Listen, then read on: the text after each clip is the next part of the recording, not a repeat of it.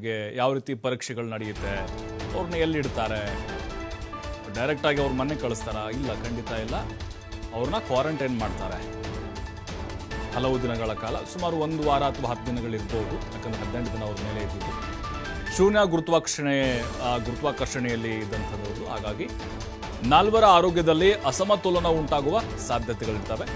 ಹೀಗಾಗಿ ನಾಲ್ವರ ಆರೋಗ್ಯದ ಮೇಲೆ ಈಗ ವೈದ್ಯರ ತಂಡ, ಅದಕ್ಕೆ ಅಂತ ಒಂದು ಸ್ಪೆಷಲ್ ವೈದ್ಯರ ತಂಡ ಇರುತ್ತೆ, ಅದು ನಿಗಾ ನೈಟ್ ಇರುತ್ತೆ.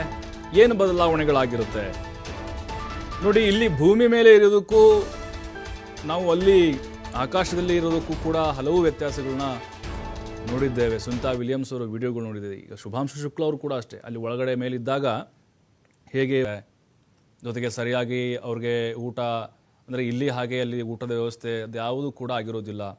ಮತ್ತು ಆಮ್ಲಜನಕದ ವ್ಯವಸ್ಥೆಯಲ್ಲಿ ಒಳಗಡೆ ಸಹಜವಾಗಿದ್ದೇ ಇರುತ್ತೆ.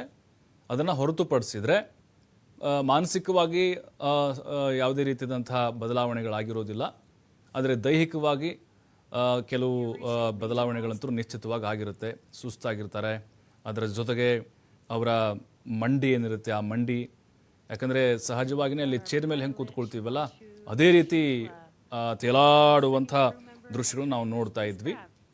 ಸಹಜವಾಗಿಯೇ ರಕ್ತ ಪರಿಚಲನೆ ಏನಾಗಿರುತ್ತೆ ಅದರಲ್ಲಿ ಸ್ವಲ್ಪ ಬದಲಾವಣೆಗಳು ಆಗುವಂತಹ ಚಾನ್ಸಸ್ಗಳಿರುತ್ತೆ.